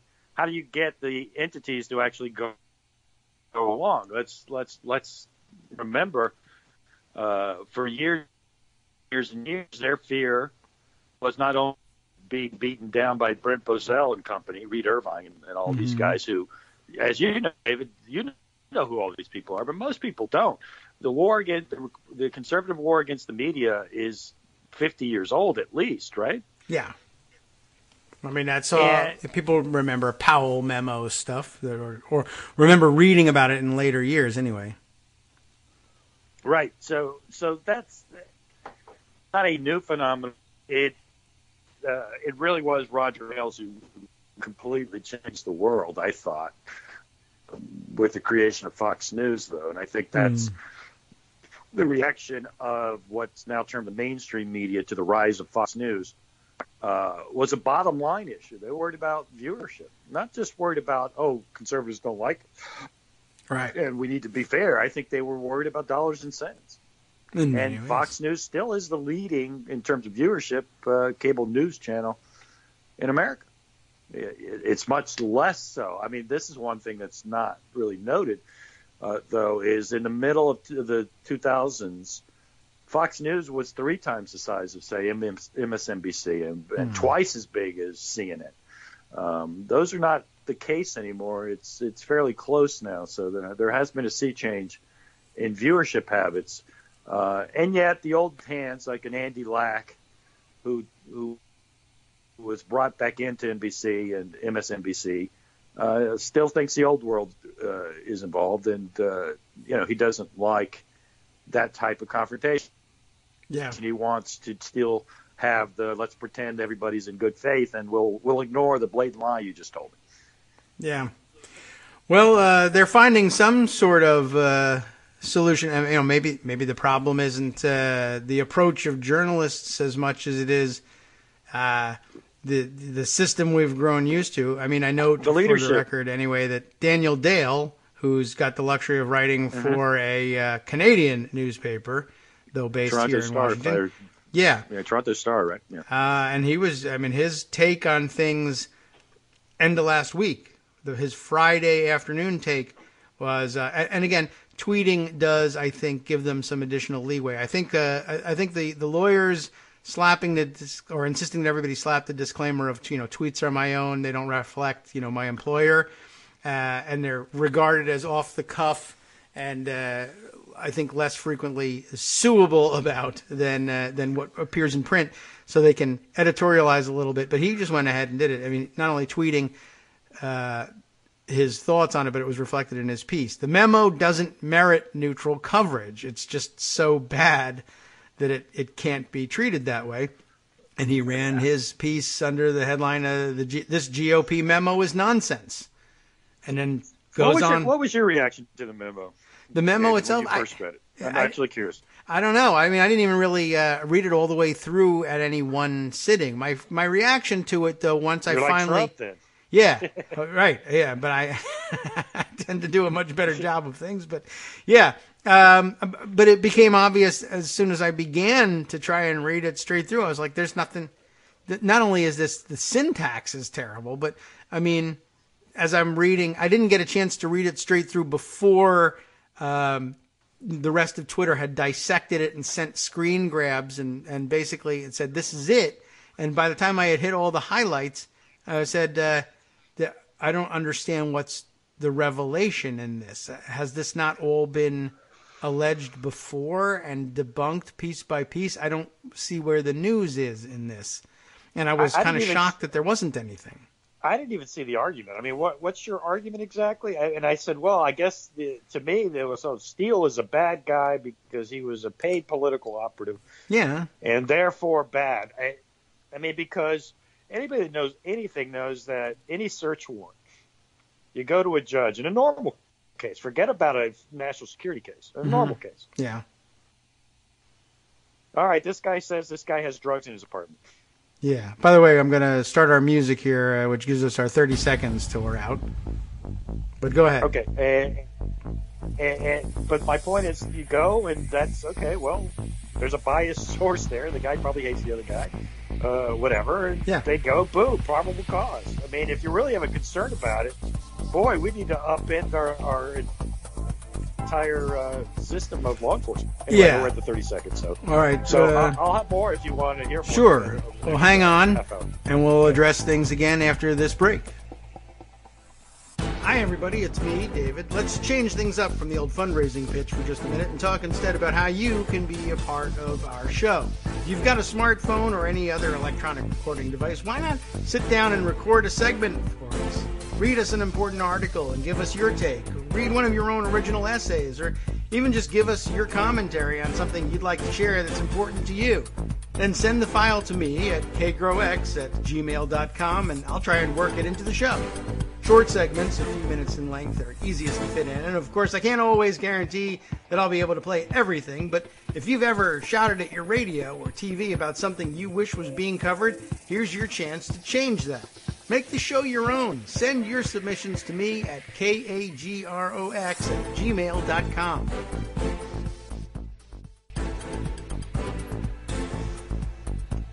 Welcome back to the Kagro in the Morning Show here on Netroots Radio. I have Armando still with us on the line. Of course, I just told him, let's let the music play us back in, and then I realized, hey, you can't hear the music. Let's just sit here in awkward silence. And I thought you'd come back in and tell us we're back. Right. So just take a nap one day and see what happens. Hello? We're having meetings. We're Right. having meetings.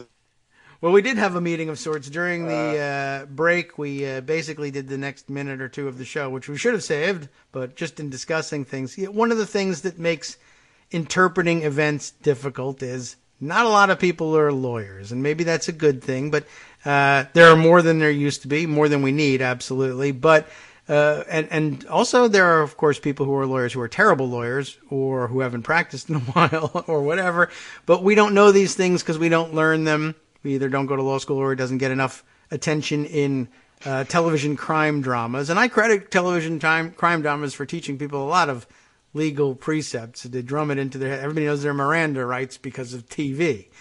But what's happening here, and this is also part of the problem with the cadre of reporters that we have on these issues, they also very frequently are not lawyers, and if they need a legal opinion, they have to turn and find it somewhere, but then they have to frame it in terms of both sides. Right. I have to find a lawyer who says the opposite, and there always is one, and sometimes that's even legitimately what they think, but they also are, remember, very often paid advocates, and it's not a matter of I think that this case should go this way, or I think this standard demands that we reach this conclusion, but rather my client needs this conclusion. And I thought you all understood that when you asked me what I thought about how this standard applies, but I guess you didn't.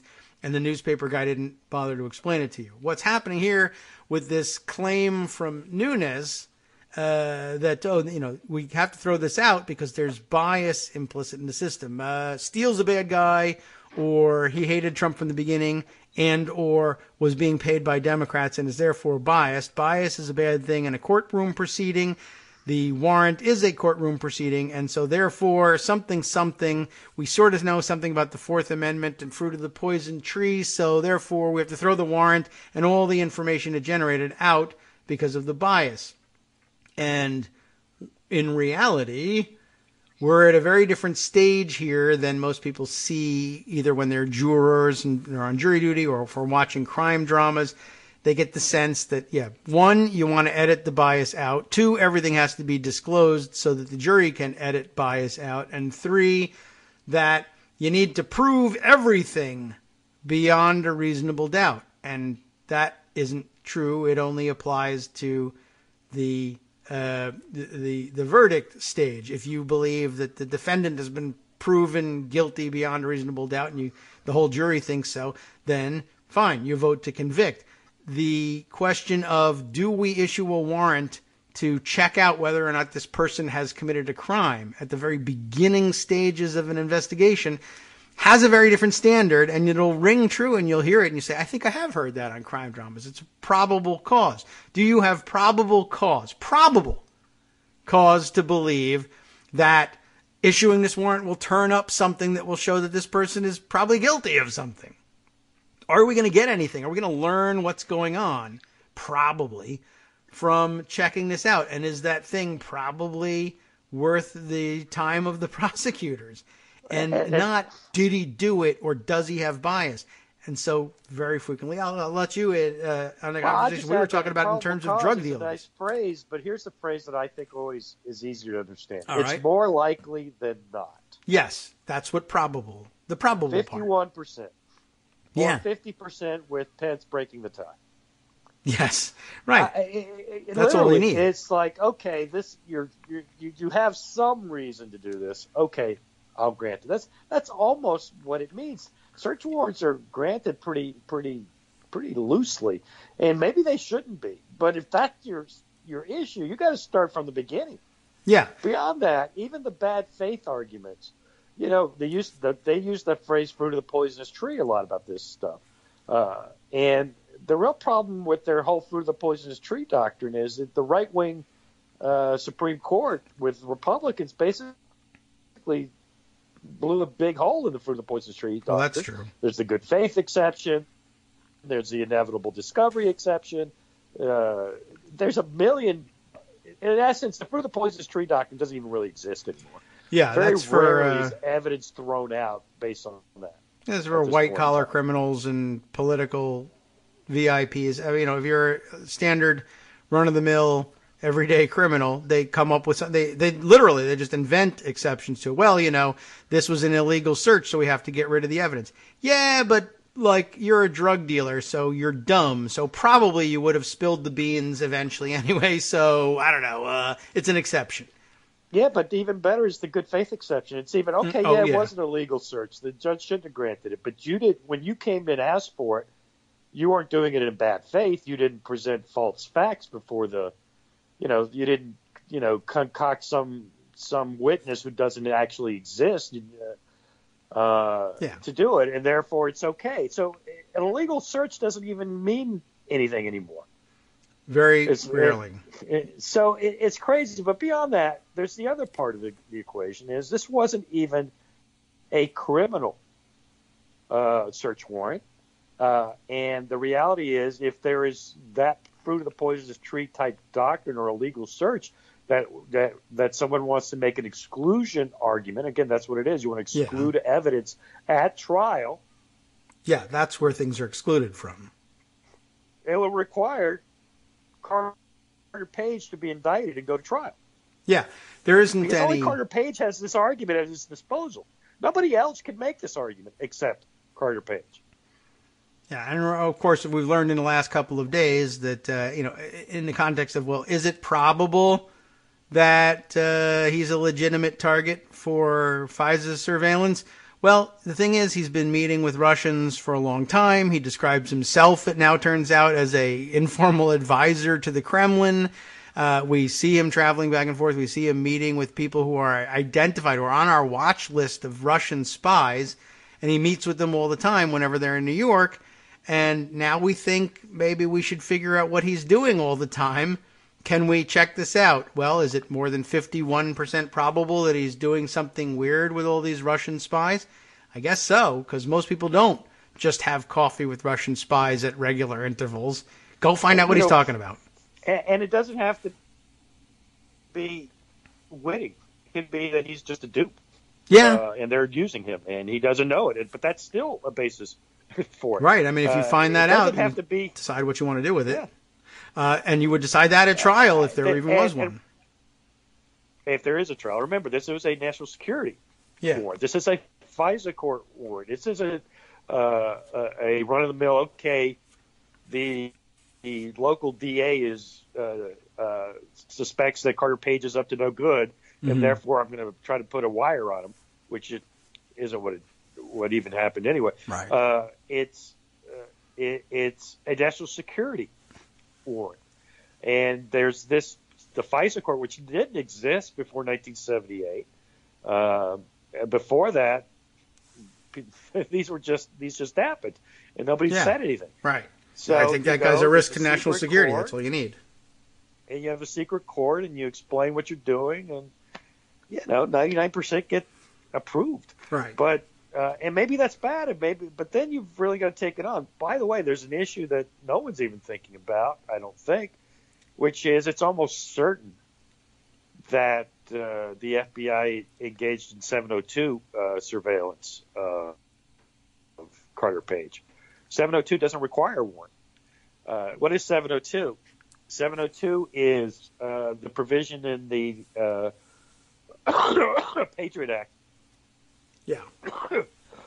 Empty wheel. Which allows the gathering of materials through electronic sources, and in essence, you're supposed to minimize it. But if you want to have a search for a U.S. person, you say, okay, this is my basis. You write a letter to amendment to the file as to why you think you do it, and you look. You don't even have to go for a warrant for that. That was actually a big bone of contention. Yeah. 2 weeks ago, when the FISA law was being renewed, people said, well, we want, before they go into the 702 mode, they'd have to go back to a court and get a warrant to do that. And the Republicans blocked it. Yes, Devin Nunes, blocked it. chairman of the Intel committee, that would be his jurisdiction. So, yeah, he was a big cheerleader for that before all of this and right in the middle of all of this. I guess the other... He doesn't care about civil liberties. No. Paul Ryan's a liar. He was lying. Paul Ryan was lying. Devin Nunes was lying. Anybody who purports to have concern about civil liberties because of Carter Page is lying to you. And that's actually, to connect the thread back to what we were talking about, is something the media should have taken on. But instead, someone like Charlie Savage will say, well, this was a Title I warrant. This wasn't the 702. I said, actually, it's the same principle. And the reality is, you know why there's not a 702 warrant? Because there doesn't have to be. Yeah. So if you think they went to a court for a Title I warrant and you don't think they did a 702 search, you're crazy. Well, that may be. And I have another thread to connect on that one. But, just to, by the way, to make that other point that we had made during the break, to put it in a slightly different context to, I think, make it somewhat more understandable about bias and this particular part of the criminal investigation process, right? Bias is introduced all the time, and you're very frequently, in your run-of-the-mill prosecutions, say, of drug dealers, because that's the one that people see on TV all the time, and it's also like 99% of the judicial system. But you're getting yourself a warrant to surveil or search the home of a suspected drug dealer, and you very frequently find yourself in court asking for a judge to issue that based on the word of another drug dealer. And, of course, that comes up, and, they'll say, well, isn't it biased? It might be that this drug dealer wants, I don't know, stupid story from out of a movie or something, wants control of that drug dealer's corner, and it's nothing more conventionally, they caught him, and he's doing it to get a better sentence. There's also that, and that happens all the time. It doesn't matter what his motivation is. What matters is, does it sound like he might have reason to know something about this person? In other words, would one drug dealer have some idea who other drug dealers are? If more probable than not, issue the warrant. That's sort of the way it works. And yes, there's bias. And the point at which this gets addressed really in the system is, okay, now you've arrested the other drug dealer and you bring your witnesses, and one of the witnesses against the drug dealer who you got the warrant on is the first drug dealer who told you that that guy was a drug dealer. And the opportunity for the defense attorney is there all day long. He's going to remind everybody, but aren't you, a convicted drug dealer? B, aren't you really doing this to get a lighter sentence? Don't you have a deal with the prosecutor? And it all has to come out. Yes, you bet. Absolutely. This is the deal. They told me explicitly I would get a lighter sentence if I helped them. And I said, yes, I will help you, not because it's the right thing to do, but because it's for me, all day long. And the jury finds out about it, and the jury gets to decide, okay, so now how much weight do I give this guy's testimony against the accused? And most of the time they often say, well, you know what, I don't even know. But there's 10 other witnesses who aren't drug dealers, so I'll listen to them. But at the stage where they're issuing a warrant, this drug dealer, just like Donald Trump, who knows the system so intimately, or takes one to know one, it works here. That's probable cause in my view, and it's almost every other judge's view as well. David, when you talk about bias, process is built-in bias. It's one-sided. There's not somebody arguing the other side of the case why the search warrant shouldn't be issued. Right. Well, that doesn't get argued. Yeah, that part doesn't get argued until later. And I mean, they can argue the validity of the warrant even at the trial stage. They argue for exclusion of evidence, but they don't argue against the warrant. See, that's sort of my point here, and it actually goes to something that was in the Nunes memo, and I believe Schiff will clarify this in his. There was an argument about why was the Yahoo article about the fights of warrant, or rather not the fight, that card was being viewed or whatnot, or there's some issue. And they said Steele was the source on a Isikoff article in Yahoo. And the explanation for that, I think, is going to be that they needed the warrant and they needed it quickly because since it was now out there publicly that there was some type of investigation. I'm starting to lose Page was destroying evidence. Okay. Oh, okay. So yeah, there's an exigent circumstances warrant. Hooray. David, do you hear me now? Yeah. Okay. All right. So I think when you talk about bias, you're talking about a system that is built to be biased. Yes.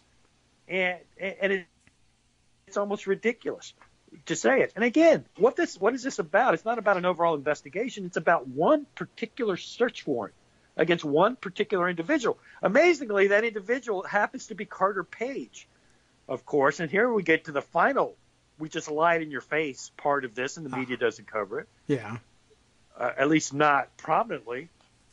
The Trump campaign, the Trump administration has spent a year, insisting that Carter Page has no connection to the Trump campaign.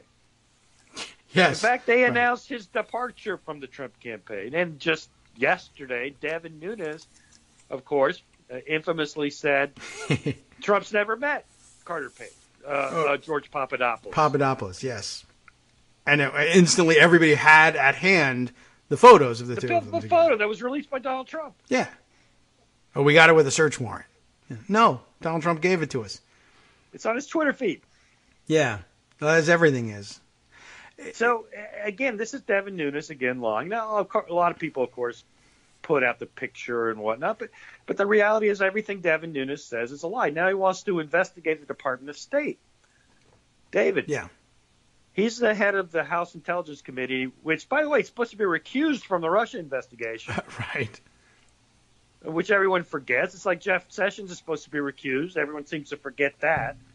But the House Intelligence Committee has no jurisdiction over the State Department. No.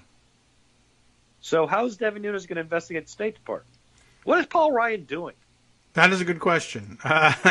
Nothing in terms of enforcing the jurisdiction. I mean, the State Department would be investigated almost anywhere else. Honestly, the people who don't have particular jurisdiction over the State Department might be able to, but still might be able to investigate, might be the Government Oversight Committee, but yeah, not the Intelligence Committee. That's not for you. It's explicitly, they're excluded from those activities. Presumably, right? Yeah. But the investigation is about a fellow named John Lemire, who was an assistant to Kerry in some capacity or other. I don't know. Excuse me, not him. John Weiner. Lemire's a reporter. Oh, okay. I got the name wrong. Winer, and he was a State Department person working when Kerry was the Secretary of State, and he had some relationship with Steele.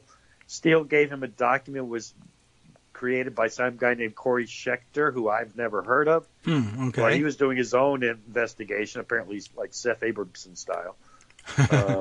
This guy knew him. I don't know anything about this. Maybe what the guy gave him was junk. He got it. He gave it to Steele. Steele looked at it. He put a note. I don't know about this. Somebody gave me this from State, and he gave it to the FBI. That's the big scandal involving the State Department. So he saw something and said something. Somebody gave a guy in the State Department something, and this guy gave it to Steele, and Steele gave it to the FBI saying, somebody gave me this. I don't know what it's about. So huge violation of you wanted everything. Everything I had on it, here it is. Huge violation of civil liberties. It's a coup d'etat against the President of the United States. If the guy's name was not Carter Page or whoever it was it information about Carter Page that he gave? I don't know. Maybe no about idea. Donald Trump. But if he's giving information about a guy named Mohammed something or other, national hero, see something, say something. Fabulous. Yeah. This is exactly what we're asking you to do. Actually, he's an international mobster connected with killers and Chechen gun runners and God knows what else. Oh, really? Who is it? That's Oleg Deripaska, actually. Yeah. That's Manafort's guy. That's, hanging out with him. Well, I do have one other thing I wanted to add, another tweet storm that I think brings us back to an earlier thread about this, but is related because it's about FISA surveillance. But the earlier thread also the George W. Bush administration and forgetting what went on there or how long this stuff has been going on or for how long or since, I guess not how long, but we know how long, since 9/11, how the he said, she said game has changed for the press and how things are covered. Josh Orton had an interesting take on all this thing. He, of course, longtime aide to Senator Russ Feingold, also has done some time on the Senate Judiciary Committee, worked with Harry Reid, etc. So a relatively experienced Senate hand. Certainly has institutional memory to share with us. I thought I'd finish up this way. He says, recall that when George W. Bush illegally wiretapped people without a warrant, skipping the FISA court entirely, Republicans defended it. Couldn't get enough of it, as a matter of fact, I'll add. Since revealed as the Stellar Wind program to illegally collect internet metadata, everyone remembers the metadata, Bush needed the program reauthorized, but then acting Attorney General James Comey refused. He had the support, by the way, of a hospitalized John Ashcroft and the director of the FBI at the time, Robert Mueller. Comey, Mueller, and Ashcroft, all Justice Department officials in a post-9/11 Republican administration. And remember the atmosphere at the time, of course, where it was you're with us or against us, you're objectively pro-Saddam sort of accusations, a little lower on the lower rung on the ladder than if you didn't clap for me, it's treason. But personally, I was a member of the fifth column in my coastal enclave. Yes. And everyone should remember that and remember where Feingold was. This is where he's coming from eventually, but to where Josh himself was and all that, and where Empty Wheel spent her formative years and all of this. Anyway, at the time, all these guys are Republican post-9/11 Bush operatives, and yet they're making these objections. But Comey and Mueller defended the rule of law then, and they're defending it now from lawless hacks like Nunes and Trump. But there's more to it than that. To tie a bow on the lawless hypocrisy, one only has to remember, and it's becoming increasingly difficult to do so, remember that the Patriot Act, which Russ Feingold called a wish list of the FBI, does everybody remember that? I don't know. I mean, so we got a lot of audience that came up after that. But if you're an older hand at all this, yeah, that was the big complaint about the Patriot Act. There were some things in there that were, and very little of it really, that was specific to we need to watch out for terrorists. And it was known to people who had been on the case for a long time that the FBI had wanted a lot of these powers for pursuing street crime for a long time. And it was resisted because nobody could justify sweeping powers like this for chasing down drug dealers. But if you threw the word terrorism in there, you could get away with it. So he was correct in identifying most of the Patriot Act as a wish list for the FBI. And now it becomes important. You can set the terrorism aside. Because the Patriot Act included all the expanded powers that the FBI wanted for criminal investigations that Congress had previously considered excessive. Now, what happened with this? Republicans shamelessly politicized that bill because back then, giving the FBI more power was insanely popular. I added insanely, but it was popular and insanely so. They didn't care, Republicans, that the Patriot Act was a dangerous expansion of government power. Now, we're watching the inverse of the past Republican support of the Patriot Act. They supported the FBI then. They attack it now. What's the constant? Self-benefit. In other words, the shoe finally was put on the other foot. Suddenly, you're the terrorists, as they love to label everybody. It's not, we're not terrorists. Well, if you oppose it, you're with the terrorists. Suddenly, you're the ones being surveilled under these new expanded powers. And all of a sudden, you found out, hey, I'm a civil libertarian. Poor Carter Page, for God's sake. It's one thing to say, well, 10 years ago I said this, but now I say that. But remember that Devin Nunes is writing this memo and putting his pen down and answering the bell to go down to the floor to vote to expand FISA surveillance power for the FBI, and then coming back and writing more on his memo about how terrible and how terrible it all is and how they've overstepped the boundaries and we're at a constitutional crisis. We need to arrest everybody at the FBI. What do you do? You're shipping guns to the FBI. You're a gun runner to the FBI. You're writing a memo about how they're terrorists. Really? And David, they're doing all this for Carter Page. And I was in those fights, too, with Marcy and Glenn Greenwald when he was a good guy. And all right. I feel the same way I felt then. I opposed the amendments to the Patriot Act in 2008 that basically the stellar wind, which you talk about, was basically legalized by the 2008 amendments. Carter Page, by any measure, is not a person who you can have a tough argument saying, well, boy, this is a witch hunt. How could you possibly suspect Carter Page? I mean, it's crazy to say that. Now,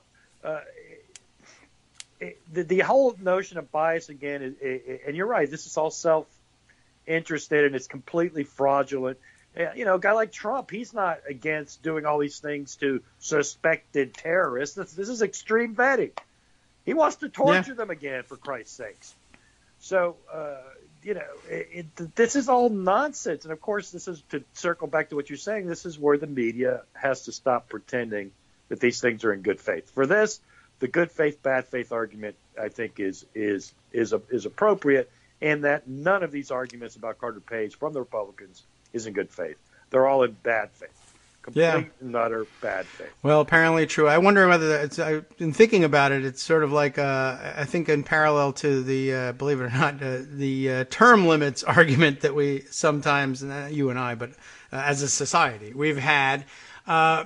Journalism in some cases, I mean, there are certainly lots of veteran journalists in top positions, but I think it's a young person's game very frequently, and sometimes they don't come with the institutional memory that's necessary to draw these conclusions, and it's up to the rest of us to remind them, and sometimes they're caught by surprise by these things and sometimes not.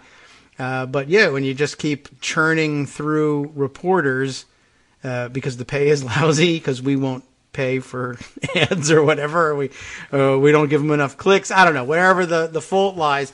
Very frequently you just have journalists covering serious issues that pretend not to have or really don't have any recollection of issues that people in 40s, 50s, 60s say, that happened just yesterday. How could you have forgotten it? Oh, well, I was in college when that happened. I was in high school when that happened. I was 8 when that happened. We kind of face that a lot. It becomes a real issue when the policy issues are just slide on over into the political world, when the political reporters really don't know anything about these policies anyway. So even the old hands. Right, that's true. Joe Klein and his thinking now of his, I don't have the time or legal expertise to figure out who's right about this. So don't write about it. You're an idiot. Right. Well, all right, we need to wrap up and hand things over to Justice. Thank you, Armando, for joining us. Thank you.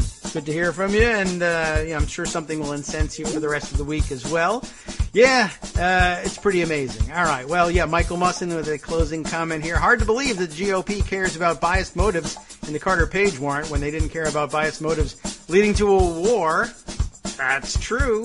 I mean, there's a lot of these parallels to be drawn. Anyway, time to hand things over, as I said, to Justice. Out of time, once again, to tell you what's coming up. I can simply assure you that if there's a story you were itching to hear on the Netroots radio airwaves that I didn't get to, Justice has got it covered. Next. From Daily Kos Radio on netrootsradio.com.